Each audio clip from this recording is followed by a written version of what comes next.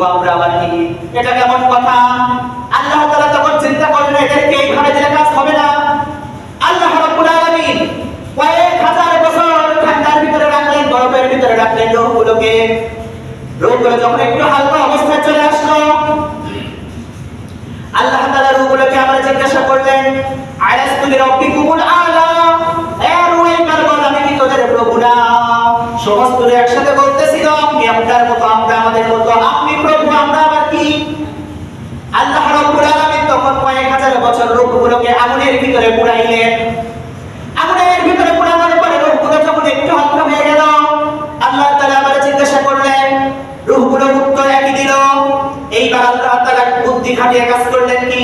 কয়েক হাজার বছর রোগগুলোকে না খাওয়ায়া রাখলেন। না খাওয়ায়া রাখার পরে রোগগুলো যখন নিস্তেজ হয়ে গেল, চলাফেরা করতে পারে না, কথাবার্তাও বলতে পারে না, আল্লাহ এবার জিজ্ঞাসা করলো, এ রূহ এইবার বলো আমি কি তোমাদের প্রভু না? সমস্ত একসাথে বলতেছিল ক্বালু বালা। আরবিতে নাআম শব্দের অর্থ হলো হ্যাঁ সূচক বোঝায়। আরবিতে নাআম শব্দের অর্থ হলো হ্যাঁ, আর বালা শব্দের অর্থ হলো অবশ্যই অবশ্যই হ্যাঁ। তো রূহ জগতে যে আমরা আল্লাহকে অবশ্যই অবশ্যই আপনি আমাদের প্রভু বলে স্বীকার করেছি, দুনিয়ার বুকে আমরা আল্লাহকে আল্লাহ বলে স্বীকার করতেছি কিনা, রবকে রব বলে স্বীকার করতেছি কিনা, এই জন্য আল্লাহ দুনিয়ার বুকে পরীক্ষা নেওয়ার জন্য বান্দাদেরকে পাঠিয়েছে। দুনিয়ার বুকে আল্লাহ যত সময় দিয়েছেন সমস্ত সময় হলো আল্লাহ। কারে দেওয়া সময় বলেন? আল্লাহর দেওয়া সময়। আজকে কত দিকে আমরা সময় ব্যয় করতেছি।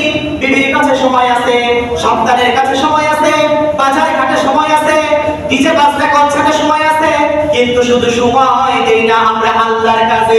কথা বলেন ঠিক কিনা? কিয়ামতের দিনে যদি আল্লাহ বলে, রে বান্দা আমি যে তোরে সময় দিলাম, তুই এই সময়টা কোন কাজে কাটাইলি, কোন কাজে কাটাইলি, হিসাব দে হিসাব দে।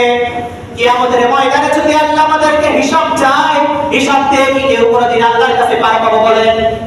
হিসাব দিয়ে কেউ পশ্চিম কালে জান্নাতে যেতে পারবে না।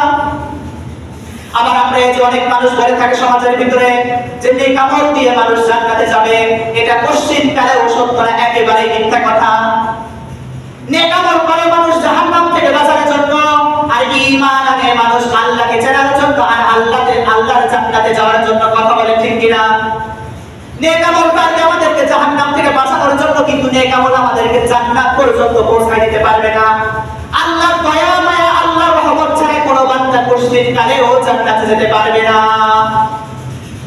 ওই কঠিন কিয়ামতের ময়দানে আল্লাহ যদি বলে, এ বান্দা দুনিয়াতে কয় গ্লাস পানি খেয়েছিলি, আমাকে হিসাব দিয়ে জান্নাতে যা, অন্য কোনো হিসাব দেওয়া লাগবে না, শুধু পানির হিসাবটা দিয়ে তারপরে তুই জান্নাতে প্রবেশ কর, জান্নাতের দরজা খোলা, কিন্তু আমাকে পানির হিসাবটা দিয়ে যা।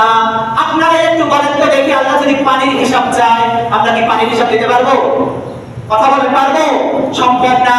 এই জন্য তো কিয়ামতের ময়দানে যদি আল্লাহ বান্দাদেরকে ঠেকিয়ে দেয় হিসাব নেওয়ার জন্য, কেউ হিসাব দিয়ে জান্নাতে যেতে পারবে না। দুনিয়ার বুকে আল্লাহ যে সময় দিয়েছে, সময়ের কদর করো, কদর করো। আল্লাহ বলছে ওয়াল আসর, আমি আল্লাহ সময়ের কসম খেয়ে বললাম, ইন্নাল ইনসানা লাফি খুসর, দুনিয়ার সমস্ত মানুষই ক্ষতিগ্রস্ত। আল্লাহ যদি বলে দুনিয়ার সমস্ত মানুষ ক্ষতিগ্রস্ত, আমার আপনার বিবেকে আসে না কেমনে আমরা লাভবান হই? বুঝতে পারতেছেন কি কথা আমার? আল্লাহ যদি বলে দুনিয়ার সমস্ত মানুষ ক্ষতিগ্রস্ত, এখন আমি আপনি কেমনে চিন্তা করেছে না আমরা লাভবান? আল্লাহ যদি বলে ক্ষতিগ্রস্ত, নিশ্চয়ই আমরা ক্ষতিগ্রস্ত। বাঁচার উপায় আছে, চারটা বাঁচার উপায় আছে।